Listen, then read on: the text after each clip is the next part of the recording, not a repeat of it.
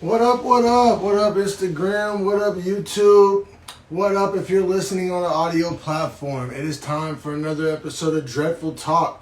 This is episode 45, and it is a warm one here in San Jose, California, reporting live from San Jose, California. And so I do have a little fan going. If you hear it in the background, I do apologize. I was going to try to just thug it out, but you know, I feel like me wiping my face with a white tea every 2 seconds is just as distracting. And I don't want to be miserable while I do this podcast. So bear with me. But yeah, it's a warm one here in San Jose. It's episode 45. Would have been episode 46. I had some technical difficulties last week. I had on the super talented Ranbir Kapoor, and he was joining me all the way live from India, and he was so kind enough to take the time. And he's a super talented drummer and an MMA fighter. Like, how often do I get a guest fall out of heaven into my lap that two of my favorite things in the world, music and MMA, overlap in one guest? Such a bummer. We were an hour into the podcast, almost done, had done some really quality content.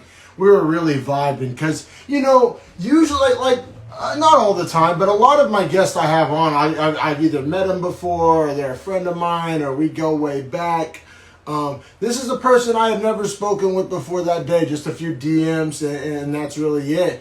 And so I was a little nervous, and for it to vibe out and work out as well as it did, I was like, oh man, this is going great. And then an hour into the podcast, my Wi-Fi cuts out. Shout out Xfinity, thank you so much for that, Jesus. And I wasn't even panicking at first. I was like, I'll just, we were almost done. I had a lot of good content. I'll just publish what I have. Was unable to even do that because I'm doing it live just like I am with you. So there's a process where it converts it from live to saved on Instagram. And that process got interrupted by the Wi-Fi cutting off. So like I said, this is episode 45 of Dreadful Talk. And episode 45 was supposed to be last week. So no, I didn't take a week off. And no, nothing weird's going on with the podcast. I just had an really, really super unfortunate thing happen last week. Ranbir Kapoor, you can look him up on Instagram. He's a super cool guy. His MMA, COVID's really kind of put a halt on his MMA career. But he's a super interesting guy. And, everybody kept saying, reschedule it. He's down to reschedule it. I'm even down to reschedule it. It's just this weird thing when we do these live podcasts. The best part about a live podcast is that it's so authentic and it's so just real and it's so in the moment and it's so unscripted. Those are all some of the best things about this whole genre. And so I want to wait a while before I reschedule it. That way, I'm not an actor. I'm not here to tell you I'm an actor, or I'm not trying to fake a surprise to an answer, or fake being interested on some shit I've already heard before. So like I said, I'm super looking forward to running that one back. Me and Bo Bradshaw, we still got to run it back too. This is the second time that's happened. I had 2 episodes lost to the ether. So yeah, me and Ranbir have to run it back. Me and Bo Bradshaw have to run it back. But yeah, thanks everybody for being patient. Sorry there wasn't an episode last week. There really was an episode and it was lost. So no days off, no weeks off over here. We've still been pumping out the Beefy Boys content on my MMA podcast. If you haven't checked that out, please go subscribe. This one's lagging behind Dreadful Talk in subscription. So if you have any interest in mixed martial arts, specifically the UFC, go follow and subscribe Beefy Boys Breakdown wherever you get your podcast, whether it be YouTube for video or audio platforms. And we were actually, Beefy Boys is pretty cool. We got written up in a blog. We were ranked 30 out of 45 on MMA podcast, on UFC podcast. And so I think it's on blogfeed.com. They ranked it. And at first I was like, oh, is it just another bunch of, small podcasts? But no, there were big time podcasts on that list, like Kenny Florian and some other people. So it was an honor to be on that list. I put a link to that list in just the video description of my last couple of Beefy Boys videos. So if you're interested in checking out that list. yeah, so this episode's going to be a little bit different. I am going solo. I do have a topic, but before we dive into that topic, I'm just kind of addressing a few things that a couple people may be wondering about, and just kind of letting you know some things that's happened in my life. I think that's another cool thing about the podcast genre, as opposed to like some TV show. I mean, not to be an asshole, but like if I'm watching the news or some, TV's cable show, like I don't really care what happens whenever the camera cuts off. I'm just there for the show. But like, it's like, I don't know, I feel like podcasting, it's a little more personal, it's a little bit more intimate. You may want to know what's been going on in my life and where I'm at. So I'm going to touch on that a little bit, but I do have some things I want to get into. Also, it's been, I think, 2 weeks since I've done a burrito review. Just kind of want to address that elephant in the room. No, I'm not done doing burrito reviews. I want to make that clear. I will do more burrito reviews in the future. Now, will they be every week? I'm probably pumping the brakes on that. I am human, and I have my other podcast. I have this podcast. I do all the editing, all the promotion, make all the thumbnails for both, all the uploading, all the social media accounts, all that stuff. And I initially did the burrito reviews as a way to kind of drive traffic to my Dreadful Talk channel. And it was successful at that. If you go and look at my YouTube channel, the burrito reviews have more views than the podcast episode. So it was achieving its goal. It was bringing people in, and it was a lot of fun. It's still, it is a lot of fun. Like I said, I'm not done. However, so I do this show on either Wednesday or Thursday. I do my burrito reviews on Friday, and then I do Beefy Boys pretty much every Sunday. So just trying to do all three of those consistently and give my best effort, present my best self, put my best foot forward on all three of those every single week. It was becoming a little bit of a challenge and starting to feel like more like something I had to do as opposed to something I love doing or want to do. And I just don't want to wear myself out or wear myself thin, or this is a fun thing and this is something that I do enjoy and want to continue to enjoy. And so that's why I just kind of needed to give myself a break. And it also happened to coincide with some stressful stuff happening to me. I'll get into some of that, not all of it, but some of it, let you guys in behind the scenes a little bit. And so burrito reviews are not done. They are probably going to slow down a little bit. And I hate it. I don't know. I don't want to force it. I want to find really, really good places and places that have been recommended. And I don't want to just search a place on Apple Maps and pull up and have it be some weird bullshit, or I don't know. I just kind of wanted to be a little more selective. So I did need a kind of a break from the burrito reviews. So they did help my channel out a lot, and I do really enjoy doing them. I also want to branch out a little bit. I want to do some blunt wrap reviews, like some hemp blunt wrap reviews, especially with the news coming down today that flavored cigars are going to be banned. And I know people thought that was going to affect cigar smokers, but I don't think they probably did take into account how much it affects stoners and blunt smokers. And I've transitioned to hemp wraps and raw cones, which I have a raw cone twisted right here, and just a little more concern for my body. I'm not a tobacco smoker, so why am I smoking so much tobacco? I used to smoke 7-8 blunts a day when I was younger, Swisher Sweets, and you empty out the tobacco, but that paper still ain't great for you. And I guess they can come back with, well, no smoke is great for you, but I think I'll take my chances with all natural hemp as opposed to tobacco and trusting tobacco companies. And I always talk shit on tobacco companies and who likes tobacco companies, and I was giving them, hundreds if not thousands of my dollars per year. So I had to cut that out for sure. So I think I want to start educating people on different brands of hemp wraps, because they're not all created equal. I know some people will buy a hemp wrap, try it, not like it, and then be like, see, I knew that shit would be whack. That's why and then go back to either Backwoods or Swishers And so, I definitely want to put some people on game to some better ones, some brands to avoid, maybe do some live on air comparing, contrasting. Who doesn't like to, like I said, I like smoking weed as much as I like eating burritos. So, so I might switch it up and do some like blunt wrap reviews, maybe even like some local beer reviews, perhaps. I know that's kind of niche.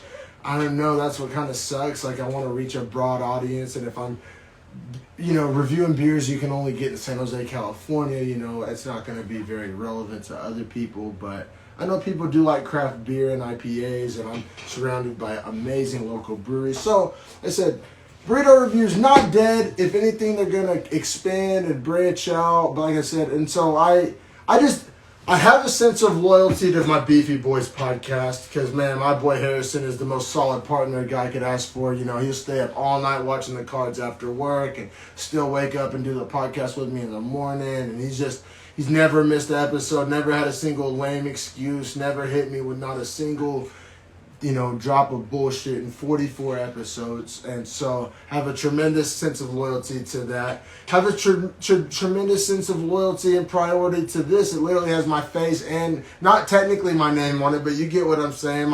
This one, my face is literally the logo. It represents me. So if I had to pick something to kind of scale back on and give myself some breathing room on, it is the burrito reviews.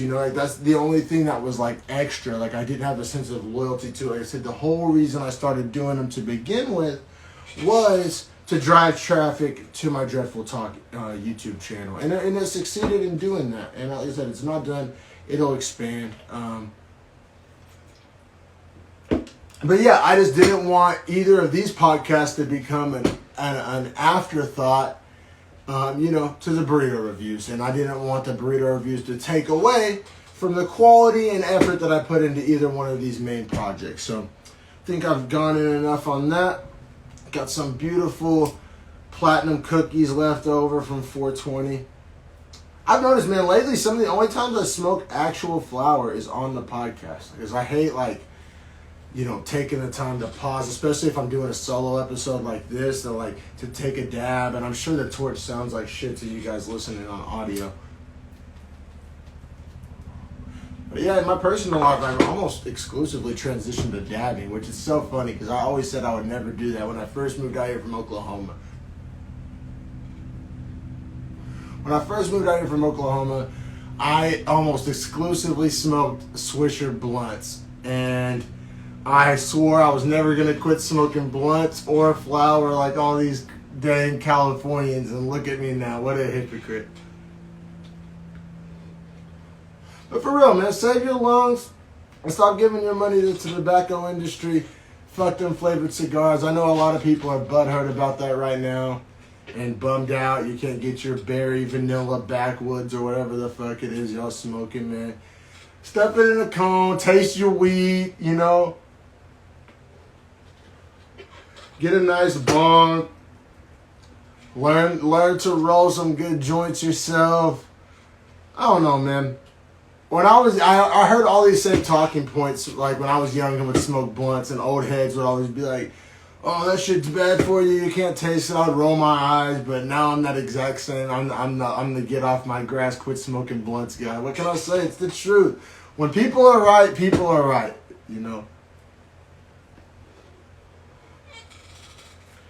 Hope everybody had a good 420. I know a lot of podcasts did like a 420 special episode and all that. Man, every episode's 420 when you a Dreadful Talk or Beefy Boys, so I didn't feel the need for that. I had a nice 420 myself, got some cheap concentrate, took advantage of some of the sales, and definitely got high, but, that's not too much different from a normal day for me. So, like I said, I appreciate the sales, but also not hating on you if you went balls out for 420 and had a big deal out of it. Good for you.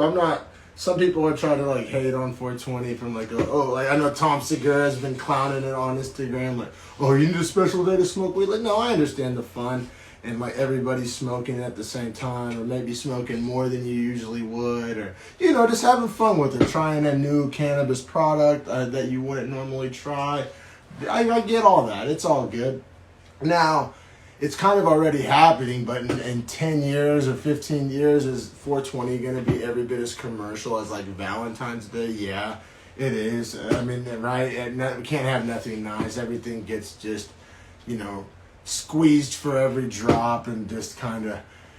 In the words of the wise Vinny Rossetti, rode hard and put up wet. I feel like every good idea just gets used and abused and thrown to the side. Probably what'll happen with 420, but enjoy the ride, people. Enjoy the ride. So, mentioned earlier that I was going to go into some stuff happening in my personal life. So you might remember way back on episode 24 of the Dreadful Talk. We're currently on episode 45, so it's been, months and months and months. My truck was stolen by my own, let's just say my father. He's not my biological dad, but a guy I grew up calling dad. Flew all the way out to California to steal my truck. Won't go into more detail. If you're curious, go check out episode 24 of Dreadful Talk and give that episode a like while you're at it. And so, that really sucked. And that was really unexpected, as you can imagine. And I was left without a vehicle. And a family friend, kind of a friend of a friend, like a good friend of a good friend. I talk about my uncle all the time on here. That's not really my uncle. Actually, one of my former guests, Dylan Walker Chargan, his dad, shout out Uncle Nick. A friend of his and kind of the people I've met through that kind of circle came through and actually gave me a free car because he felt bad for me. He felt bad for me that I needed a car and that happened to me. Fucking crazy, right? Like, I mean, mind you, it was a 96 Honda Civic. It wasn't a Rolls Royce, but I was so thankful for it. And just thought that was the nicest thing. Like I said, he was kind of a friend of a friend. It's not like he knows me super, super well, or it's not like he owes me any favors, and he sure as hell doesn't owe me a free car. And, but man, I'd like regained faith in humanity. I was like, man, maybe the world doesn't suck so bad and after all. I got somebody caring enough to give me a free car. Wow. And that still remains true. And shout out to Smiley. You know who you are. Thank you so much for that, brother. And I'm so sorry for how it turned out. Because what I'm getting to is, it's probably about a month ago at this point, maybe a little longer. Between 3 and 5 weeks, I have the worst memory of shit like that. I'll be like the worst witness ever. But that's good because I don't do no snitching anyway. But man, and yeah, also I want to say, you think it's all fun and games living in California till you ain't got no fucking air conditioning, man. It ain't all fun and games. But back, so I wake up and me and my wife, it's early in the morning. I take my morning dab and we walk my dog around the block. And it's like one of the first things I did when I woke up and I just took a dab, so I wasn't fully aware. And so we walk all the way around the block, and it wasn't until we get back on our street and we walk it for the second time that my wife's like, "Hey, babe, where'd you park last night?" And I was like, "Right." And it wasn't mind you, I didn't drink the night before. I didn't take any strong edibles or weird drugs or anything. It wasn't like a dude, where's my car situation. I was like, I parked right, and right when I looked over there was a fucking empty parking spot. My car got stolen. And goddamn, I called the cops, and then they're like, oh yeah, they love those old Hondas. Just like if you own an old Honda in San Jose, just like be okay with it being stolen is pretty much just like their attitude, which I wasn't a big fan of, but I kind of see their perspective. Auto theft is a hard crime to prevent, and even a kind of a hard crime to punish in a lot of cases. And mind you, I know one ended up being my dad, but in air quotes, but for lack of better terms, I had 2 cars stolen in a matter of a couple of months, maybe 3 or 4 months apart, I had 2 cars stolen in front of the same house in the same neighborhood. And so I'm very familiar with the process at this point of what happens when you get a car stolen in San Jose. And each time, the police officer that took the report told me they guarantee you 3, if they find your car, they guarantee you 3 phone calls plus a call to your backup number, which I gave my wife's number, obviously. And so these fucking cocksuckers, man, and they tell you that they're calling from from an unknown number. So if you miss a call, you can't call them back. I had 1 missed call from an unknown number. They never gave me my other 2 calls, and they never called my wife at all, and they didn't leave a voicemail.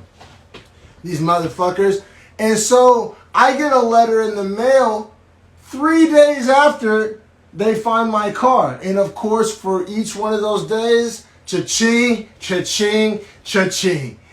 As anybody that's dealt with a towed car, impound knows, every fucking day, you know, every day that your car's in there is more money and your bill gets higher. And in most cases, it's because you got drunk and left your car at the strip club, or you parked somewhere fucked up you shouldn't have parked to begin with, or usually you did something wrong to kind of deserve it, quote unquote.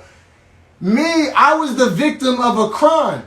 The police officers didn't do their job, and I got a punch. So by the time I get the letter, I get the letter, and late ass mailman, I got my letter an hour before that place closes. So then they have an hour, and they tell me it's going to be $700 to get it out. I said it's a '96 Honda. This car is more than 20 years old, and so the car's probably not even really worth $700. Plus, I got a thing I got to pay to fix the window. They busted to steal it. So I pretty much got my car. I feel like, leave it in the comments below if I'm tripping, like I got my car stolen a 3rd time by the goddamn police not doing their fucking job right. And like I said, they guarantee you, they promise, they like say it a bunch of times. We'll give you 3 calls. Because they make it seem like you're not like going to answer like, oh, you better answer because you only get 3 calls. They say it over and over again how you get 3 calls. I got 1 fucking call. And no, I didn't see it and hang up. I legit didn't have my phone. I don't know if I was in the shower or skating. I don't know what the fuck I was doing. But yeah. So I've been dealing with some bullshit in my personal life. That's another reason. And the reason why I say all that is to bring it full circle is the reason why I needed a break. And the burrito reviews is kind of where I saw the opportunity to take that break. So, that being said, then also just, man, who hasn't had their mental health affected by this year of COVID? And man, I've really not talked much about my feelings of COVID on this podcast. Essentially, intentionally, you know, the first couple of months of COVID, that's all anybody was talking about. And I figured we were all burnt out on it and would like to talk about something else. And then it got super political in nature. And I think I was so busy like avoiding it, talking about it, even in my own personal life, that I never really took that second to acknowledge like the drain that it's taken on me. And mind you, I'm out here in the Bay Area of California, where like I know other parts of the country are open her up, in the words of the great Andrew Schultz, but here in California, they're starting to open her up, but she's still pretty tight. You know, you got a couple more turns on the lid before that jar pops open out here. And so, you know, we've had some of the strictest measures, you know, which I get, you know, densely populated areas. I'm not that against it as some other people. But just, you know, a year of not hugging your friends, a year of, you know, no concerts, a year of no in-person sporting events, a year of not going to your favorite bar, a year of not eating inside your favorite restaurant. These are all things that have happened to me and my wife. And I've just been trying to, you know, keep it pushing and roll with the punches. And you know, what can you do? Are you going to complain about it? So like I said, I haven't, but I guess that's what I'm doing now because I was just feeling kind of depressed, and I kind of had to just, like I said, all of that shit had to like factor in as to why. So like I said, between all of that and my car, I just needed kind of a break. And, I am human. I just wanted to have an honest moment with you guys, give you a peek behind the scenes. I know I like when some of my favorite podcasters do that, Uncle Joey, Theo, they kind of let you know what's going on in their life a little bit. I just wanted to let you know, I've been playing ball. I've been adhering to all these strict California rules out here for COVID. And this is how I know I'm just over it, man. I was in Walmart last night with my wife buying some groceries, and I found myself for the first time, we're in an aisle. We're in an aisle all by ourselves. It's not busy in Walmart. In an aisle all by myself, and I might let my mask let down below my nose. And my wife wasn't super thrilled with me about that. I haven't done that once this whole time. But that's how you know I'm over it. I'm just over it. Okay, if I'm the only one in this aisle, why the fuck do I need a mask on? What are we doing here? And I haven't felt that way really this whole time. I'm just over it. I'm really getting frustrated with the whole situation, which I know I'm not alone. I'm not full blown opener up either. I'm not trying to go to the UFC 15,000 no mask event. That's not really where I'm at either. And I find myself kind of on an island out here because I feel like this is an issue. You're either all the way opener up, or you're all the way, let's wear masks in our own home, while we kiss our wives. I feel like there's not a whole lot of middle ground here. And I'm just man, can I just use discretion? What happened to use discretion? Apply some level of, making smart decisions. And especially out here in California, a lot of those decisions have been taken away from us. But like I said, I'm not trying to have full-blown Wild West either. Like I said, I just feel like a little ability to make my own choice for myself would be nice. And then that goes to the vaccine situation. I've currently chosen not to get it. Pretty unpopular choice these days, I think it's safe to say. I'm not an expert, not a medical expert. This is not medical advice. I just little things I'm not anti-vax. I have all the other vaccines, like a polio vaccine, a hepatitis vaccine, all those shots you get when you're a baby and a little kid, and the ones that you get before you have to go to college. I've had all those. I'm not anti-vax, so I'm definitely not. Like I said, I'm definitely not trying to lump myself in with those psychos. I just certain things this vaccine, maybe only lasts 9 months. Oh dang, none of my other vaccines only lasted 9 months. That polio shot I got when I'm 5 is still good. And like I said, I'm not a doctor. I'm sure somebody has some super smart explanation, but there's just certain shit like that I'm not and I'm not currently in a position where I'm with a bunch of people. If I had a job at Target or Walmart, I'd probably feel differently. I'd probably be signing up to get the vaccine. But at this current phase of my life, I don't feel like I'm there. So that's just where I'm at, with masks and vaccine. Like I said, I've been kind of avoiding the topic. I said, I've been playing ball this whole time, I didn't want to get anybody else sick, more so than I was afraid of getting it myself, which is good. I think more people need to think about other people, when it comes to this whole COVID situation.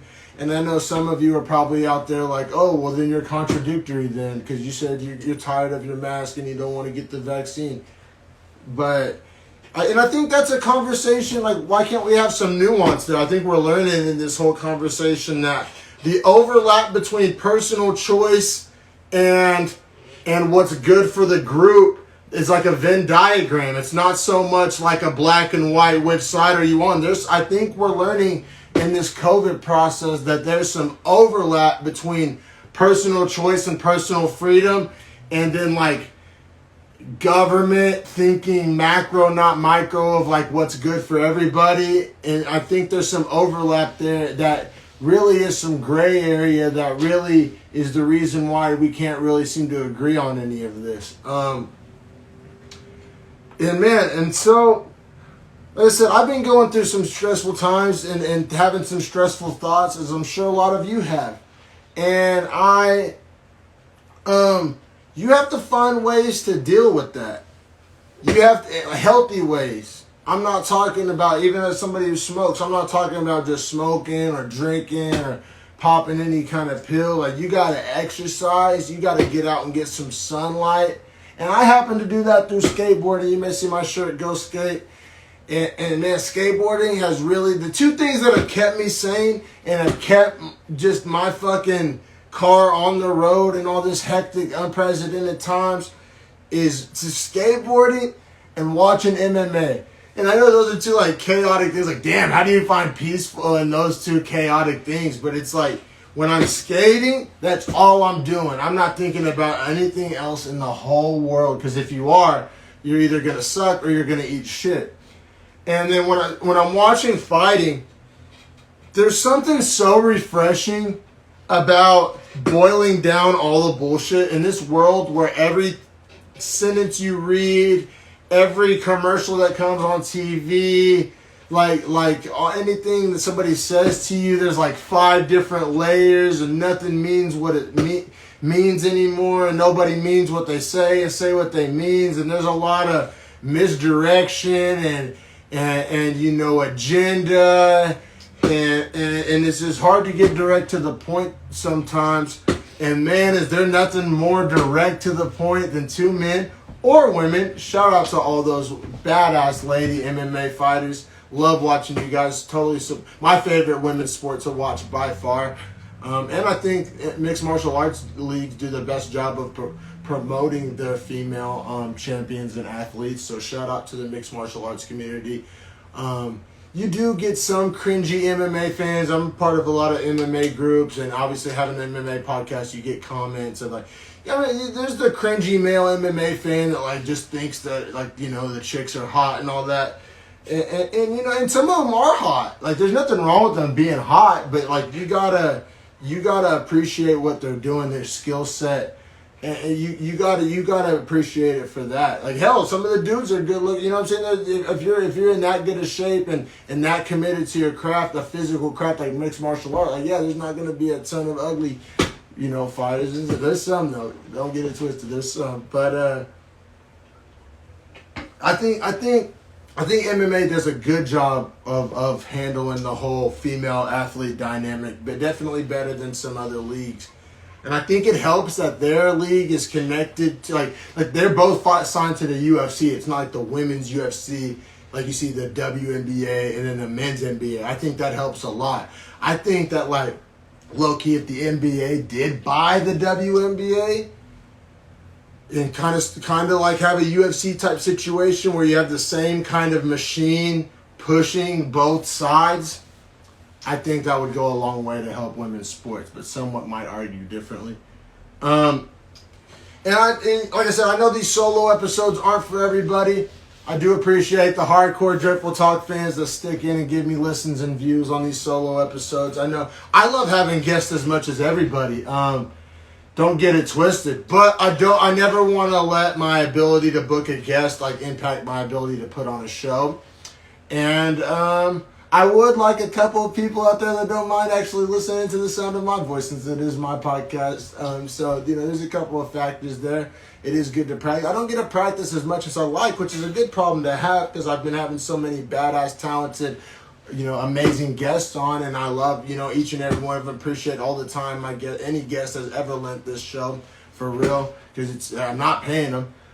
You know, and they are getting, you know, limited, you know, promotion from being on my show. So they're really doing it as a solid to me. So anybody that's ever came on or is coming on in the coming weeks, which I do have some really fun guests coming on in the next couple weeks. I'm not going to leave y'all hanging. Y'all get more than just old Dom. But yeah, in the next coming weeks, we got some fun guests. You know, nothing's written in blood yet, but it's looking promising for the next couple of weeks. You know, one of them might even be somebody I really look up to a lot, and then the other one is somebody that just is really kicking ass and is super inspiring. So yeah, looking forward Looking forward to these next couple of weeks, and you should too. Ain't I such a tease? All right. And now, I want to get to essentially the meat and potatoes of this podcast. The title of this episode is going to be Hungry versus Humble. I know some people are like, Jesus, took you long enough to get to the point. But like I said, this episode had to serve multiple purposes. But hungry versus humble. Now, this is a kind of philosophical thing I don't know if struggling is the right word. Some days it is, that's for sure. Wrestling with, contemplating, kicking around in my head. I've been thinking about this for a long time. Since college, since I was playing football still. And that's where this kind of idea first came into my, I don't know if lexicon is the word, consciousness. I first become aware of this kind of philosophical tug of war between these two words I'm about, hungry and humble. There's other words, you can insert synonyms. I like the alliteration there from this former English major, hungry versus humble. Can you be hungry? And no, I'm not talking about that stomach grumbling you hear sometimes in hour 3 of a Beefy Boys breakdown. I'm talking about hungry, like desire, like you want more, like and not everybody has hunger. Like either if you've been born with a silver spoon in your mouth, I'm largely this. I've had this before, had in other episodes. I'm talking to people that come from not having a silver spoon in their mouth, people that had to kind of get it out of the mud, people that had to kind of start from scratch, people that behind the 8 ball, people that know the struggle, people that have, not came from advantageous situations. That type of hunger, that type of I'll do anything to get out of here. And you see it in like young fighters. You see it in young athletes. Like I said, this concept first came to mind when I was still playing football. 18-year-old Dominic would have fucking chewed your arm off to get what I wanted, and that type of hunger, that I gotta get the fuck out of here type of hunger. That hunger that can't be recreated. The hunger that some say Conor McGregor's lost. What is it? It's hard to get up and run when you're sleeping in silk sheets type of situation. That type of hunger. And I ain't got no silk sheets yet. But the other thing is humble. I think we'd all agree that being humble is a positive character trait. Nobody says, I really fucking hate that asshole because of how humble he is. That fucking humble cocksucker. No, nobody says that. We all think, if you have a daughter, you probably want her to grow up and marry a dude that's humble. If you're own a business and you're hiring employees, you probably want to hire somebody humble. Unless you're drafting a first-round cornerback in tonight's NFL draft, that's about the only thing you don't want somebody humble for. You want a cocky son of a bitch to be your starting corner. But besides that, unless you're Kobe Bryant, it's probably better to be humble. But can you be? So we all agree it's good to be humble. And especially if you're trying to improve yourself out of a bad situation, you damn sure better be hungry. But can you have your cake and eat it too? Can you be hungry and humble at the same time? Man, I've struggled with this for a long time. And spoiler alert, I don't have the answer. I don't have the answer if you can be hungry and humble at the same time. I feel like it kind of goes in waves. Like I'll have like a month or two where I'm hungry, and then I'll have a month or two where I'm like kind of grateful, or just maybe even if it's just slight moments late at night watching my dog and my wife sleep or something. You're just like you're thankful. Like damn, I've had it a lot worse. I know other people have it a lot worse. Or even like man, like the other day I went to Half Moon Bay. I was just at the beach with my wife and my dog. And it was a good old time. Had a beer, and I was like, damn, this ain't too damn bad, is it? This is pretty good. I wasn't feeling hungry in that moment. I was feeling humble in that moment and thankful, kind of humble, thankful, grateful, you know. But that can bleed into complacent and negative words, right? That fucking balance, and I think the most successful people achieve this balance. Like, I mean, people. I'm talking like, you know, I'm a sports head. People like Tom Brady. You know, actually, no. Tom Brady's not humble at all. He'll tell you he's the best motherfucker on planet Earth, and he's not wrong. So that's what I'm saying. I struggle to find examples of humble and hungry. Like I said, I think Conor McGregor is a good thing. Now, Conor McGregor, you still want to use the word humble to describe him, but you would probably, I bet. That's a public persona he puts on. I bet when Conor McGregor wakes up in his 1,000,000 square foot house, and, you know, his wife's probably there naked next to him, and then, you know, hear the kid laughing in the next room, and, you know, and you've made it. I bet in those moments, and the public will never see those moments, I bet in those moments Conor McGregor's a humble man. But we would also kind of all agree that Conor McGregor's not as hungry as he used to be. And it's affected his performance, you know, definitely in the octagon for sure. And it's like, is it possible to be hungry and humble at the same time? I struggle. Leave in the comments below. Said GSP. Yeah, thank you for that. Leave it in the comments. Yeah, GSP. That's a good one. That's a good one. He is humble.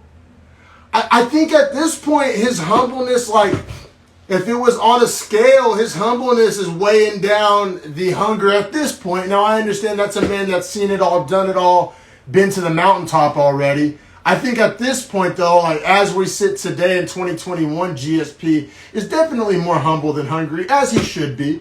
As he should be. I think whenever he was in his prime and, you know, on top of the world, I think he did strike a pretty damn good balance and is a pretty damn good example of that, and that's what made him such a special human being, right? And isn't that why he's so revered to this day, and why MMA fans refuse to put Kamaru Usman in the same sentence as him? And it's because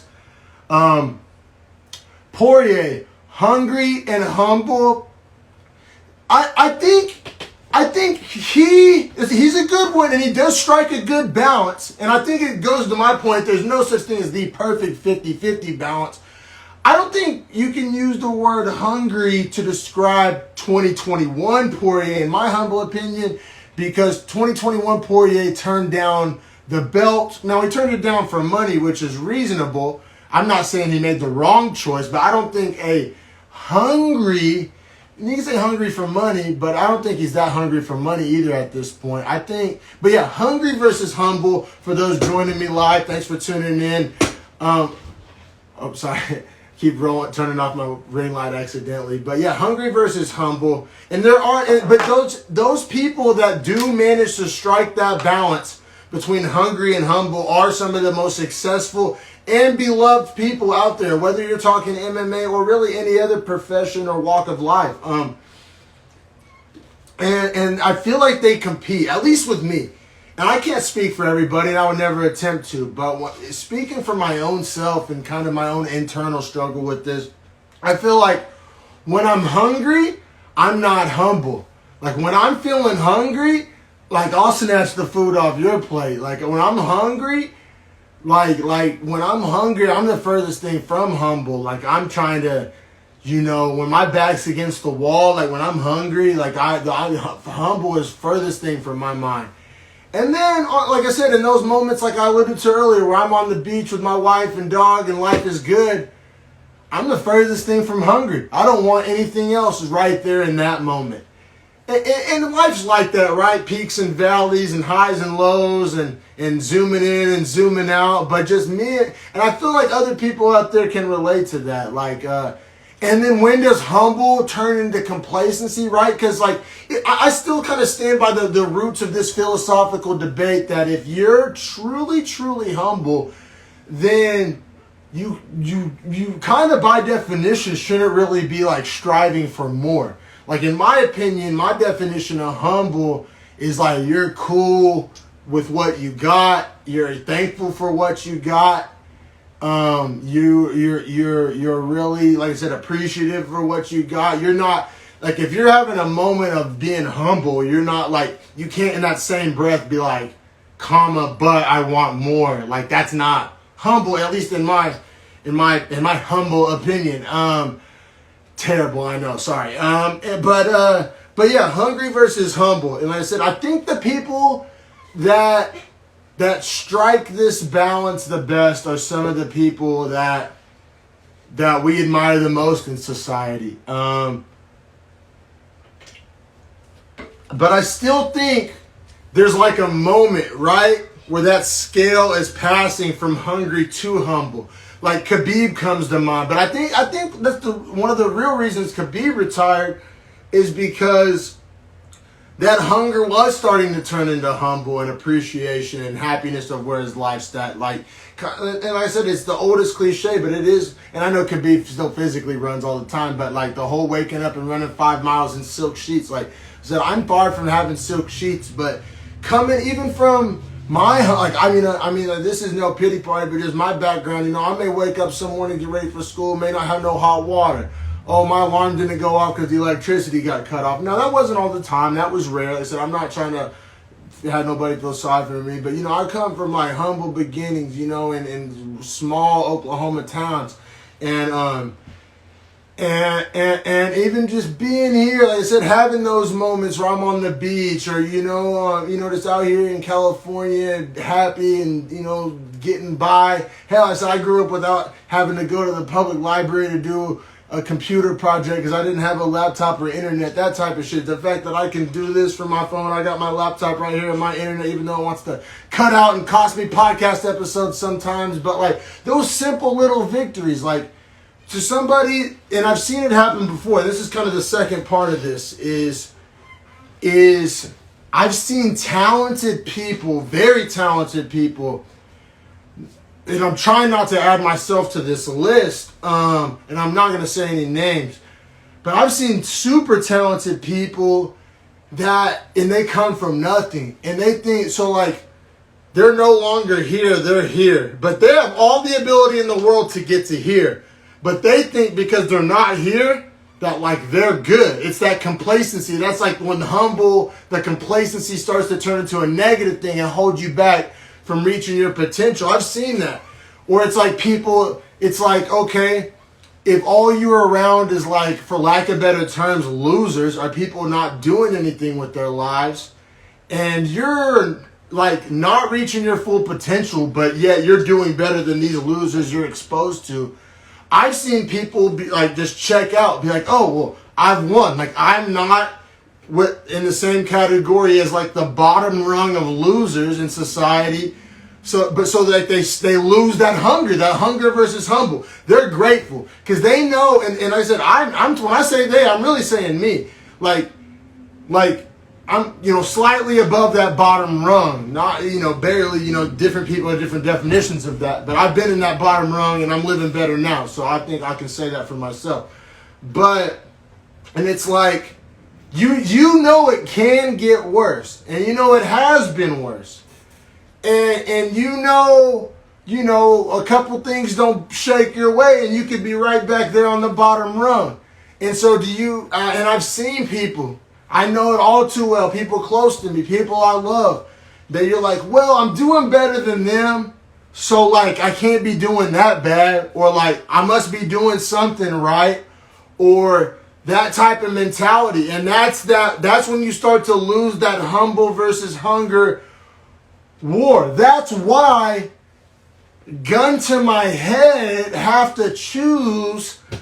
I think I would rather have the hungry. I think it leads you more to success, but there's a caveat to that, and you see it all the time from successful people, that they say if you're truly that hungry, you'll never feel full.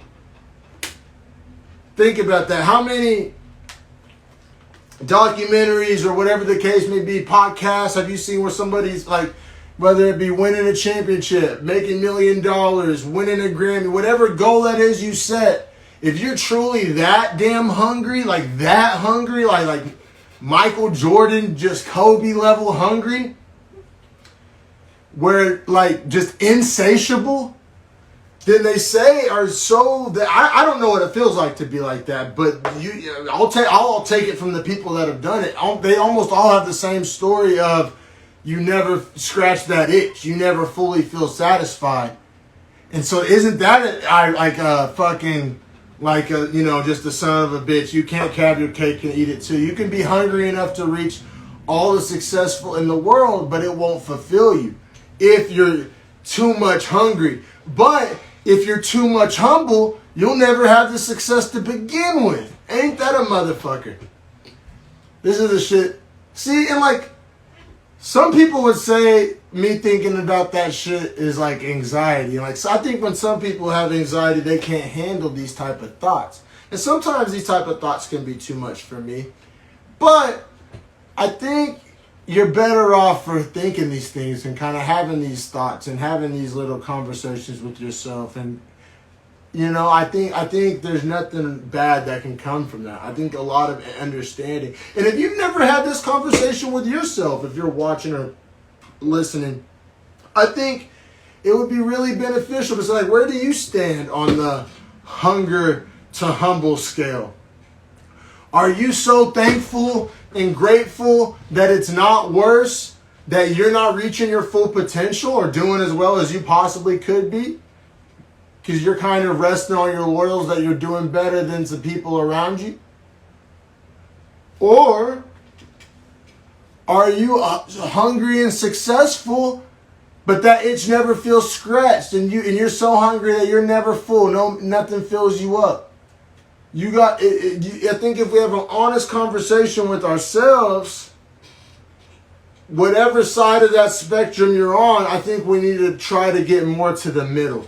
And I think it's like a teeter-totter where, like, the secret is, like, it's a game nobody wins. You can't balance right at 50-50. But I think if you're way over here, you need to strive to get closer to the middle. And if you're way over here, you need to strive to get closer to the middle. And I think all of us, myself included, would be a better version of ourselves if we did that. Hungry versus humble. Man, I've been thinking about this for years, like I said, and it's one of those chicken or the egg kind of questions, in my opinion, I don't think there's really like a true answer. It's just, you try to get as close to that center line as you can, and as soon as you get close, the teeter-totter tips, and then you got to balance the other way. Like I've been skating lately, as my shirt says. It's like balancing a manual, You go too far that way, you're scraping your tail and getting razor tail. You go too much that way, you're going to lose your manual and your wheels are going to touch. That sweet spot, which I suck at finding on a skateboard and in real life. But in all seriousness, though, right? Like, if you're somebody out there who's just hungry, like, I'll fucking eat the food off your plate to get, like, you're never going to find, like, happiness or feel good about yourself. It doesn't matter if you're a CEO, if you have the biggest law firm, if you sell the most drugs, if you win an NBA championship. If you're just that ultimate level of hungry, you'll never feel full, no matter what type of heights you reach. And then I know a lot of people, that's still probably a better problem to have than this next group of people who, like I said, just because you're doing better than the next man. Like, think about it like this. What if Usain Bolt only ever practiced with, like, high school kids? He would never have, like, gotten as good as he would have never found out how fast he was if he was like racing against other Olympians. Because so like if Usain Bolt was coming in first place at high school track practice every single day, and then was just like, oh well, I don't need to get any faster, then he would have never reached his full potential. And I feel like that's what a lot of us do in life. Like, and we all got different standards to it, right? It's like, oh, well, I'm not homeless, or, I'm not on food stamps, or, oh, my kids have nice clothes, or, my car's paid off, or like these little trivial, like none of that shit matters at all. Like, what does that have to do with being the best version of yourself and reaching your full potential. It's not about comparing yourself to others. And that goes for the person that's not doing so hot either. That's a good way to not make progress either, is always comparing yourself to others. Just focus, stay in your lane. Focus on putting one foot in front of the other. You can't be looking around at how fast these other cars are going. You might need to walk your ass to the dealership still, and they already got one. So, run your own race. And comparing yourself to others doesn't do anybody any good, really, and it's not a way to make progress. But like I said, this is all stuff I'm including myself. I'm not talking down to anybody. I'm just, if these are questions, I feel like that, like, some people have never taken the time to really ask themselves and never really taken the time to think about and see where they stand. And maybe if you feel stuck in a rut, or if you feel like, just things could be going better, maybe one of these two things, whether it be being more hungry or being more humble, the answer could possibly lie within that, or not. Like I said, I never claim to have all the answers, but I love talking about these type of things. I knew whenever I was going to do a solo episode this week, this was kind of the stuff I wanted to talk about, and the kind of theme I wanted to have for the episode, and something that, because to talk by yourself, you can't fake the funk, and it needs to be something that you really, believe in, or something that's really been on your mind, and something that you can keep it real with the people about. So yeah, that's what has been on my mind, just that philosophical debate of just hungry versus humble. If you haven't go subscribe to my YouTube page yet, please go do that. Dreadful Talk Podcast. I appreciate that. Each subscribe helps. And then Beefy Boys Breakdown, subscribe to that as well. I said, even if you're not a UFC fan, to just help your boy out, do me a favor, go sub to the Beefy Boys Breakdown. Or if you're an audio podcast person, both of these podcasts are located wherever you get your audio podcasts. But Apple Podcasts, Spotify are probably the easiest ways to find them. Oh man, this is episode 45 of Dreadful Talk. And are you too hungry or are you too humble? Either way, I think we need to kind of get closer to the center line, myself included. And I think we all just need to try to be the best versions of ourselves, and truly mean that, not just like hashtag it, be like truly like make the adjustments needed to be a better version of all of ourselves. And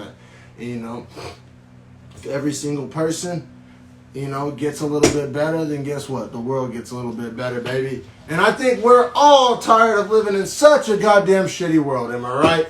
So let's do our part, and let's, inch by inch, step by step, kind of take it back in the right direction, y'all. Dreadful Talk, please like, subscribe, share. Appreciate each and every one of y'all. Thank you so much. Got some big things coming in the coming weeks. Have a good one, y'all.